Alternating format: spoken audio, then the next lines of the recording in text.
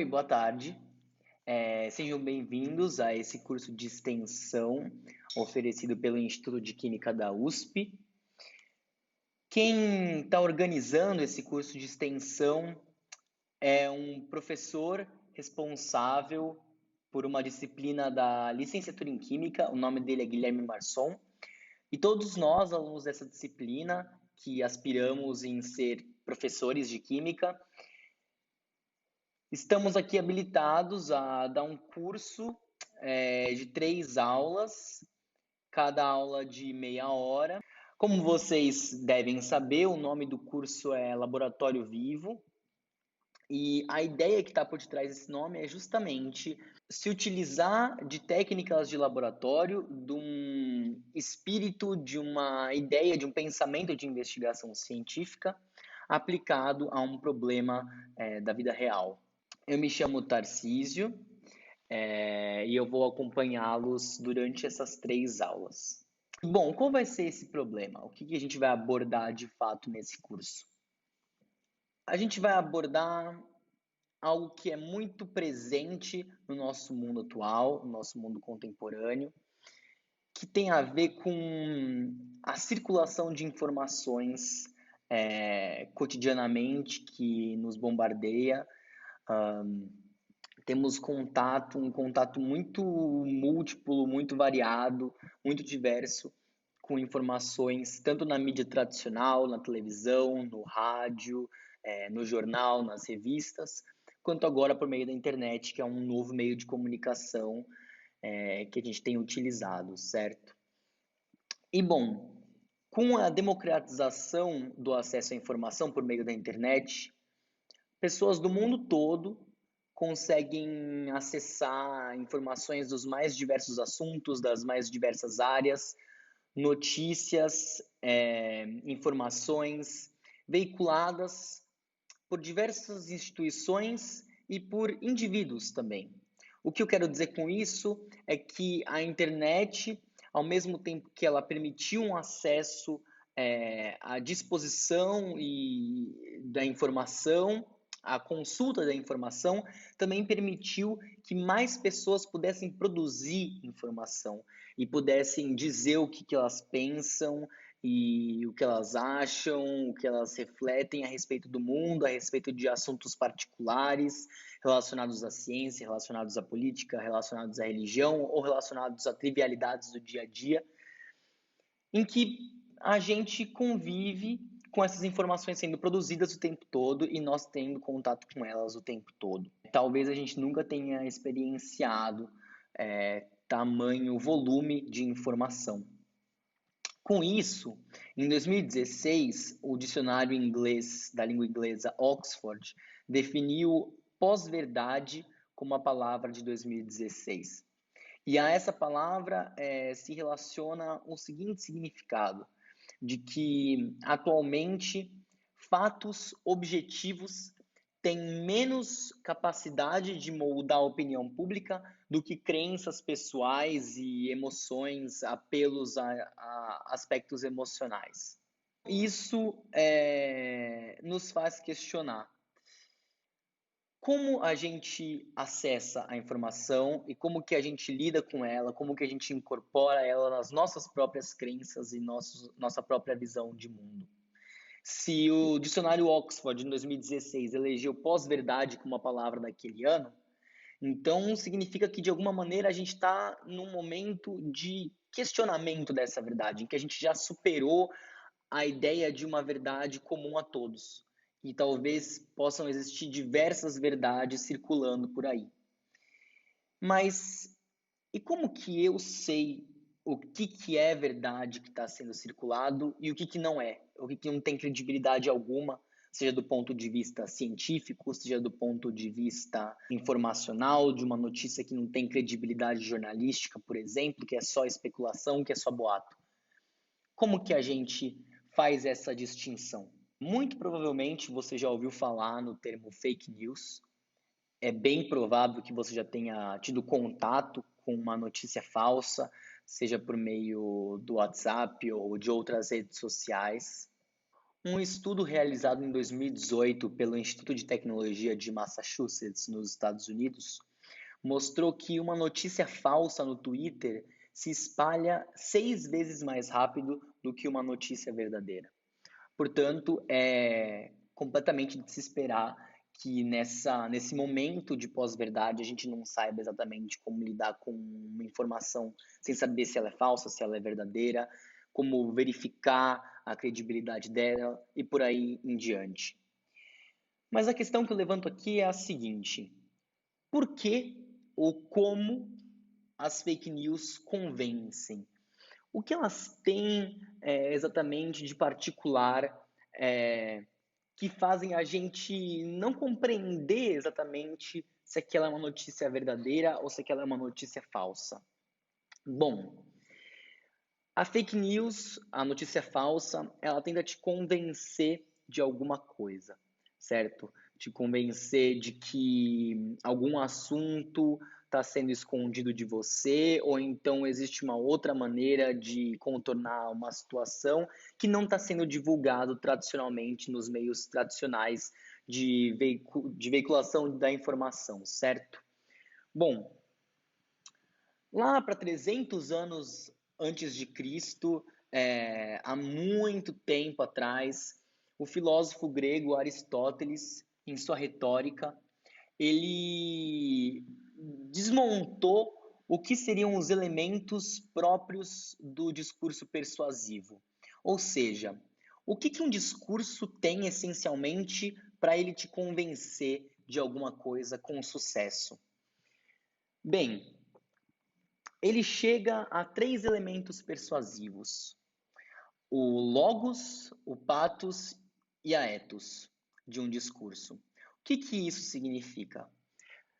O logos estaria relacionado ao apelo à lógica do discurso. Então, quando tem alguém te falando, tentando te convencer de alguma coisa, um dos apelos que essa pessoa vai fazer a você é um apelo a uma ideia lógica, racional. É se aqueles argumentos fazem sentido de maneira lógica por aquela pessoa que está falando. O segundo aspecto seria o elemento pathos do discurso, que é o apelo às emoções do auditório. Então, quando num discurso de convencimento você é levado a crer que algo muito importante está relacionado à sua própria vida, a mudanças na sua própria vida, ou então uma grande ameaça está para acontecer, quando você se sente emocionalmente mobilizado por aquele discurso, bom, o discurso está de fato mobilizando um apelo às emoções de quem está ouvindo. E por fim, o último elemento persuasivo é o apelo à autoridade. Seria a ethos do discurso. Isso está relacionado ao próprio orador, a quem está falando, a quem está tentando convencer com esse discurso. Ou seja, a pessoa tenta te convencer de que ela tem uma ética plausível, honrosa, que ela tem ciência daquilo que ela está falando e que ela é uma pessoa que é apta a dizer aquilo e te convencer de alguma maneira.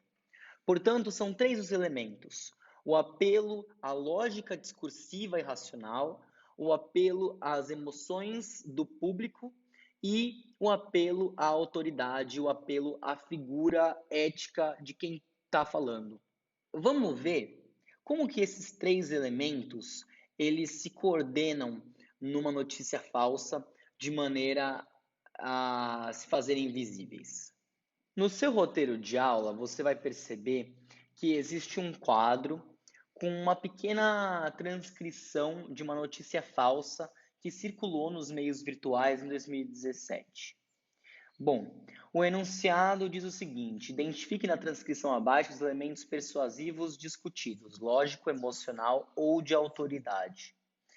Então, vamos juntos encontrar nesse pequeno trecho os 3 elementos persuasivos que influenciam no seu poder de convencimento. Para isso, a gente vai usar a cor amarela para o apelo lógico, a cor verde para o apelo emocional e a cor azul para o apelo de autoridade. Então vamos lá. Meninas, boa tarde. Tava aqui em casa escutando o Roberto Canásio. Até tô tentando entrar no site da Rádio Globo para ver se eu consigo pegar essa entrevista dele. Se vocês conseguirem, entra no Roberto Canásio. Ele entrevistou hoje o dermatologista falando sobre a vacina da febre amarela. Gente, ela é muito perigosa. Ela falou que quem tomar vai ter reação, não tem essa será que vai ter reação. E ela falou que 50% dos casos vêm a óbito, que é para a gente tomar cuidado, pensar muito bem antes de tomar essa vacina e antes de dar a vacina para as nossas crianças, tá? Bom, o que a gente percebe nesse trecho é o seguinte: a interlocutora começa falando sobre entrevista a uma dermatologista que fala sobre a febre amarela e seus malefícios, sobre como a febre amarela ela é perigosa ao invés de ser benéfica e que a gente tem que tomar muito cuidado na hora de tomá-la e de aconselhar que nossos parentes e nossas pessoas próximas tomem, certo? Bom, a interlocutora ela começa o seu discurso evocando esse médico, Roberto Canásio, e a entrevista dele com essa dermatologista. Então a gente percebe aí que existe um apelo nesse momento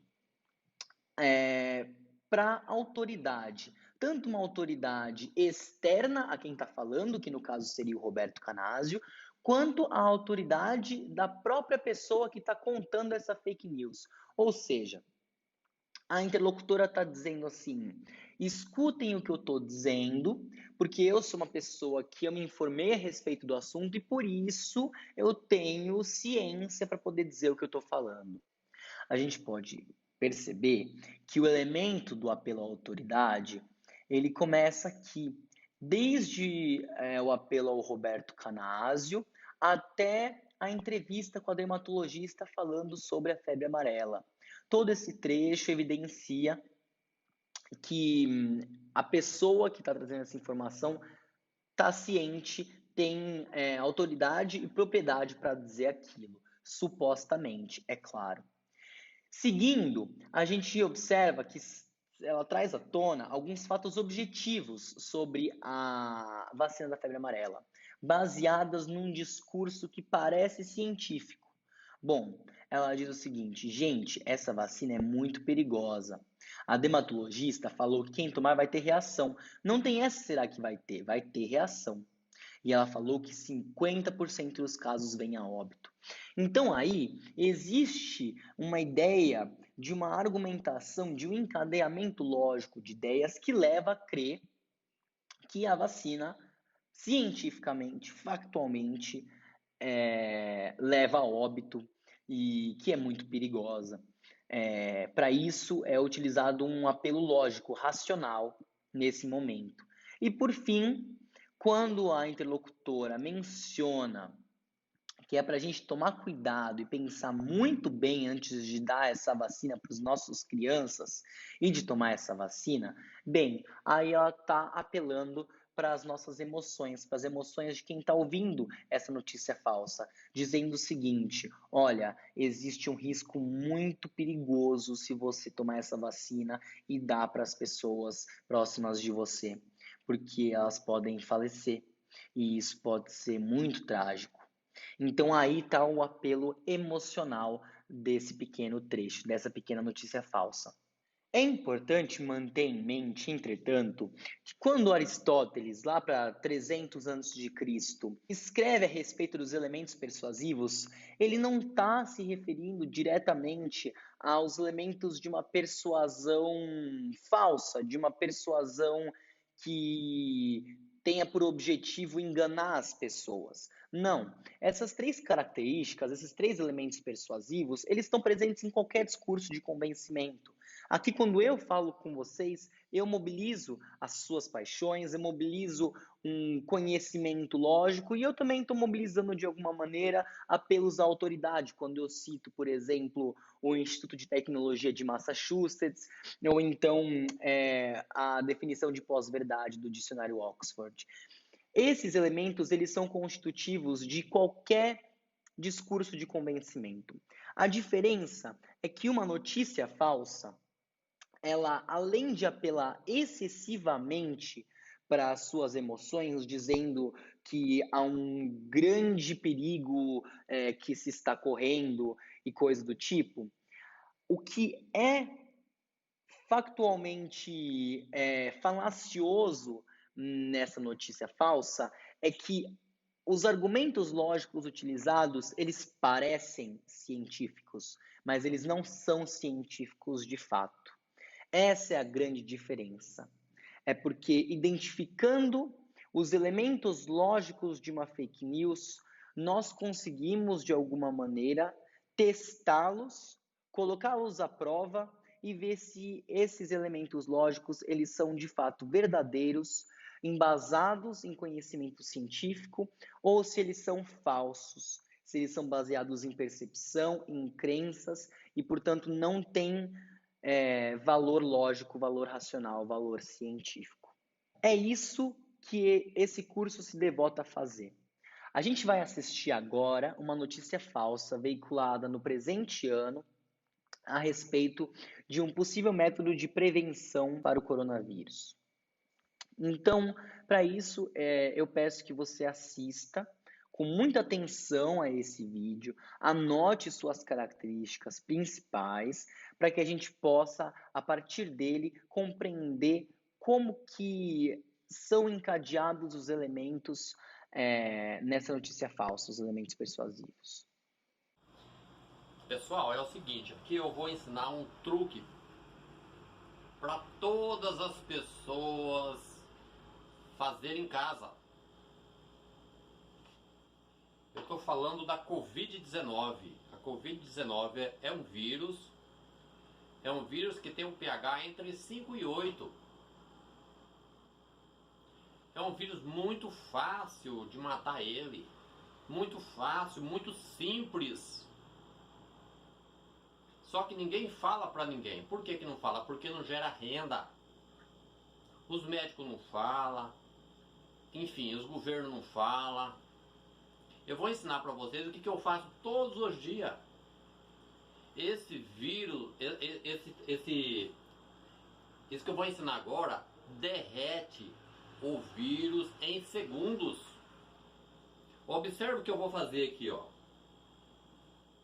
Vou pegar 2 copos americanos de água, 2 copos, ó. Olha bem, pessoal, muito simples. 2 copos americanos de água.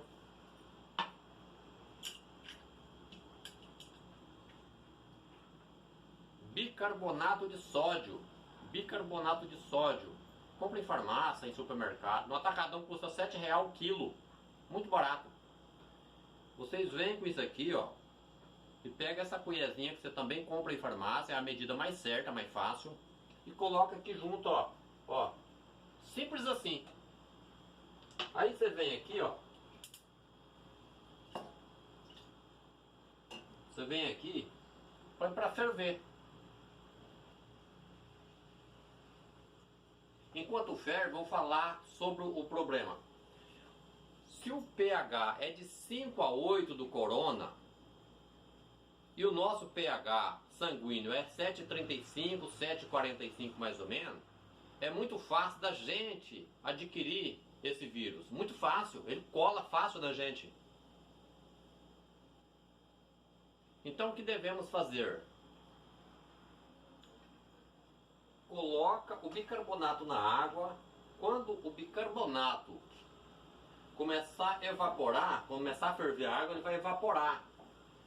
Quando ele estiver evaporando, ele vai soltar um vapor alcalino. O vapor alcalino, ele passa de 15, 20. Com essa medida que eu falei para vocês. Entendeu? Se o pH passa de 15, 20, ele vai derreter. Bateu no vírus, derrete na hora. Bateu, derrete. Matou o vírus na hora, instantâneo. Não precisa pânico. Bem entendido. Isso aqui é para evitar. Depois que você já tiver com o vírus lá no pulmão, não adianta fazer mais. Entendeu? Agora veja bem, ó, começando a ferver já. Tá começando a ferver. Eu acabei de chegar da rua, estava trabalhando, entendeu? Aqui vai soltar um vapor dessa água. Passou de 90 graus, começa a evaporar. Você coloca a mão aqui em cima, vai soltar esse vapor. Você vai sentir sua mão meia lisa. Por quê? Porque o bicarbonato é soda em menor teor. Ele é alcalino, mas não é tanto quanto a soda. Ó, já começou a evaporar, entendeu? O que vai fazer? Isso aqui, ó.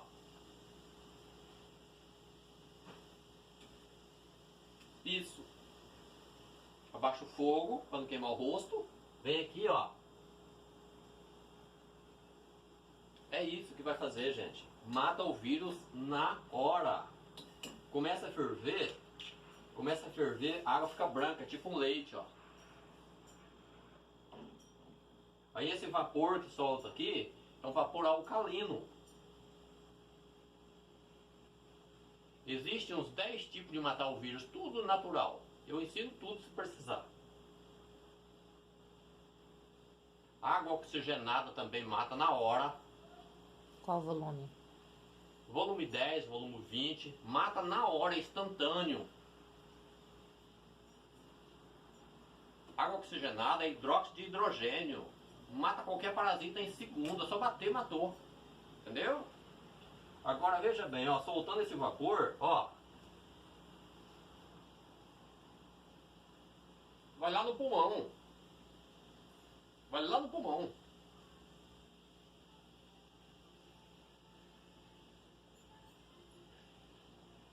Isso aqui mata tudo. Não tem nada que não mate, gente. Parasita. Entendeu? Engole esse vapor como se estivesse fumando. A fumaça do cigarro, mesma coisa. Mata tudo na hora, instantâneo. Entendeu? Pessoal, compartilha. Não faz mal a ninguém. Compartilha. Compartilha com seus amigos. Você vai ajudar sua mãe, seu sobrinho, suas tias, seus tios, seus avós, as pessoas que têm problema de diabetes. Entendeu? Pessoas que têm pressão alta, pessoas que têm doença autoimune em geral. Isso aqui vai ajudar tudo. Tudo. E é simples. Entendeu? Qualquer coisa, quiser mais detalhe, entra aí, me pergunta que eu respondo. Ok? É só isso. Agora que vocês assistiram ao vídeo, gostaria de detalhá-lo um pouco, levantar algumas de suas principais características. Primeiramente, quem fala nesse vídeo? Quem é o interlocutor e a quem ele se dirige? A gente percebe que é um homem por volta de seus 50 anos de idade, que não é identificado, não se identifica, mas que está utilizando um uniforme, o que parece ser um uniforme do lugar onde ele trabalha, o que traz credibilidade para aquilo que ele está falando, mostra que ele é uma pessoa trabalhadora, honesta, que muito provavelmente tem conhecimento daquilo que ele trata. E para quem que ele está falando? Essa é uma boa pergunta. O comunicador, no final do vídeo, pede para que seja divulgado e compartilhado para maior número de pessoas, que seria excelente se chegasse a pessoas hipertensas, com diabetes alto, idosos, enfim. Qualquer tipo de pessoa que esse método preventivo dele só teria benefícios a trazer, que não haveria mal algum quando se compartilhasse esse vídeo. Qual que é o objetivo da sua fala? O que ele quer com essa divulgação desse método de prevenção contra o coronavírus? Bom, é claro, a sua intenção é de que o maior número possível de pessoas use esse método preventivo, que ele cresça o correto e que essas pessoas, portanto, se imunizem ao vírus. Ele diz isso tudo, ele começa argumentando que esse método de prevenção não é divulgado pela grande mídia, porque não há interesse em divulgá-lo, que o governo e as instituições envolvidas não têm interesse nesse método preventivo porque ele não gera renda. E, portanto, esse homem, conhecendo esse método preventivo, só poderia divulgá-lo a fim de que ele fosse conhecido pelo maior número de pessoas.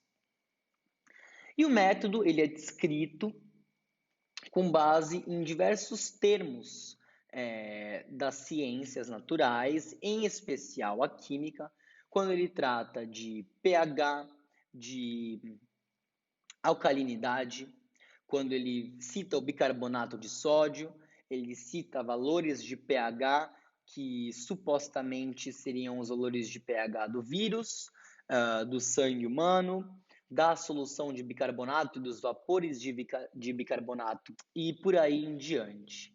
Existe toda uma argumentação lógica que amarra o vídeo desse homem, certo? O que a gente vai fazer aqui nessas 3 aulas é justamente pôr à prova os elementos, o elemento lógico, o elemento que apela à ciência no vídeo desse comunicador, certo? Vocês em casa terão como atividade ler a transcrição dessa notícia falsa e elencar quais são os 3 elementos de persuasão. Qual que é o elemento lógico, qual que é o elemento de apelo emocional e de apelo à autoridade. Em quais trechos esses elementos se evidenciam. E a gente, aqui, juntos, vai pôr à prova as ideias científicas que ele traz. Com isso, a gente vai lançar mão de uma estratégia de investigação científica, que consiste nas seguintes etapas. A primeira de todas é a observação de um fato que a gente quer investigar. O nosso fato aqui é essa notícia falsa que acabamos de ver. A partir daí, a gente vai fazer uma pergunta a respeito desse vídeo. Bom, será que o que esse cara está falando sobre pH tem sentido? Será que quando ele fala sobre o pH do vírus faz sentido? Será que quando ele prepara a solução de bicarbonato e depois inala os seus vapores, será que aquilo tem embasamento científico? A partir daí, dessas perguntas que são levantadas, a gente vai formular hipóteses que podem ser testadas e aí refutadas ou então confirmadas, certo? A hipótese seria a pergunta com uma suposição. Bom, a partir da pergunta que eu faço, será que eu consigo testá-la de alguma maneira? A partir daí, nós testaremos as nossas hipóteses e, por fim, com os nossos resultados, chegaremos a uma conclusão factual sobre os resultados do nosso experimento e como eles se articulam com o que é dito no vídeo. Se eles desmentem ou se eles confirmam o vídeo. Essa aula vai se devotar até a formulação das hipóteses. Na segunda aula, na nossa próxima aula, nós vamos testá-las por meio da investigação científica. E por fim, nossa terceira aula, nós vamos fazer um fechamento cotejando aquilo que a gente testou, as nossas hipóteses testadas e o que é dito no vídeo. Agora vamos pensar que perguntas podemos fazer a ele. As perguntas que a gente for fazer, elas têm que ter em mente que elas gerarão hipóteses que serão testadas por meio da experimentação aqui por mim com o auxílio de vocês, certo? Então, a gente tem que ter em mente que perguntas como: será que uma solução muito alcalina vai derreter o vírus? São perguntas que, de alguma maneira, não vão conseguir gerar hipóteses que podemos testar, porque seria muito perigoso manusear o coronavírus sem o equipamento adequado, sem um laboratório de pesquisa. Então, tudo que se relacionar a ele diretamente não será testado. Assim como, por exemplo, não há como testarmos o método factual, se ele funciona ou se ele não funciona, porque isso poderia colocar em risco a vida de pessoas. Então, o que a gente vai fazer vai ser delinear os princípios mais gerais que embasam esse vídeo. Esses princípios mais gerais, eles são bastante específicos da ciência química. E aí a gente vai testar se esses princípios mais gerais têm fundamento. E bom, se eles não tiverem, aí tudo que é dito a partir deles também não terá fundamento. Se eles tiverem fundamento, bom, então a gente sabe que o que aquele cara está falando tem algum tipo de embasamento, mesmo que mais para frente, mesmo que as suas consequências de alguma forma em relação ao vírus, que a gente não consegue testar, fiquem sem poder ser falseadas, certo? Então, o nosso comunicador ele traz muito o conceito de pH.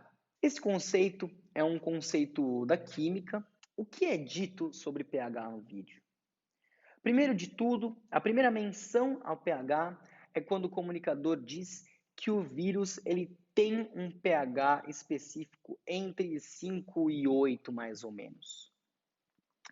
Nessa fala dele, a gente percebe o seguinte: o pH, portanto, segundo sua concepção, seria uma propriedade intrínseca de algum material, de alguma substância, ou no caso de um ser, que seria um vírus, certo? Bom, a gente pode fazer uma pergunta a partir daí, a gente pode criar uma hipótese para ser testada a partir daí. Será que o pH é de fato uma propriedade intrínseca das substâncias? Ou será que o pH é um conceito de uma outra natureza? Essa será uma das hipóteses que nós vamos testar. Seguindo daí em diante, a gente percebe que no vídeo o comunicador ele diz o seguinte: bom, o pH do nosso sangue é muito similar ao suposto pH do vírus e por isso que eles colam com facilidade. Ao inalar os vapores de bicarbonato de sódio, a gente estaria elevando o pH do nosso sangue a valores entre 15 e 20, e essa faixa de valores, por ser mais alta do que a faixa de valores de pH do coronavírus, entre 5 e 8, derreteria, ocasionaria o derretimento do vírus, certo? Bom, aí tá aí mais uma pergunta que a gente pode fazer. Será que pHs de valores mais altos derretem substâncias de pHs de valores mais baixos? Ou então, vamos reformular melhor essa pergunta. Aí está embutida uma ideia de pH como se valores mais altos de pH superassem valores mais baixos de pH, fossem superiores de alguma maneira e pudessem provocar danos às substâncias de valores mais baixos de pH, como por exemplo um derretimento. Essa vai ser a segunda hipótese que será testada por nós.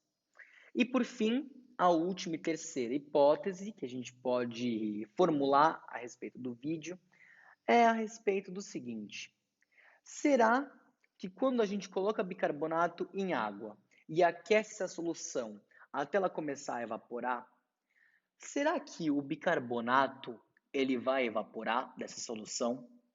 Será que ele permanece no fundo do nosso recipiente quando toda a água evapora? Ou será que ele vai evaporando junto com a água à medida que ela vai sendo aquecida? Para essa pergunta em específico, nós não testaremos experimentalmente. O teste será com vocês por meio das perguntas que serão feitas entre uma aula e outra. Por que isso? Porque para se desmistificar uma fake news e pôr à prova os conceitos que são mobilizados nela, não necessariamente nós devemos recorrer à experimentação científica. É claro, ela ajuda muito, ela pode solucionar as dúvidas quanto a esses conceitos, talvez científicos ou pseudocientíficos que uma notícia falsa traz. Porém, é difícil de se executar esse tipo de experimentação e tem-se que levar em consideração que ela pode ser prejudicial se uma pessoa que é leiga realizá-la. Uma maneira de se pôr à prova os conceitos de uma notícia falsa é por meio da pesquisa bibliográfica, consultando fontes de credibilidade, fontes oficiais, a imprensa jornalística qualificada e por aí vai. Então, a nossa terceira hipótese vai ser: será que o bicarbonato de sódio em solução aquosa ele vai evaporar? E para isso, será com base num trabalho de referência bibliográfica que vocês executarão e trarão os resultados que vocês escolherão, que nós discutiremos e colocaremos essa hipótese, assim como as duas outras que serão testadas aqui por meio do experimento. Nós colocaremos as três à prova e aí discutiremos na nossa terceira aula se esse vídeo teve sua credibilidade refutada ou confirmada. É isso por hoje. Eu aguardo vocês na semana que vem, em que nós executaremos os experimentos. E é isso. Muito obrigado.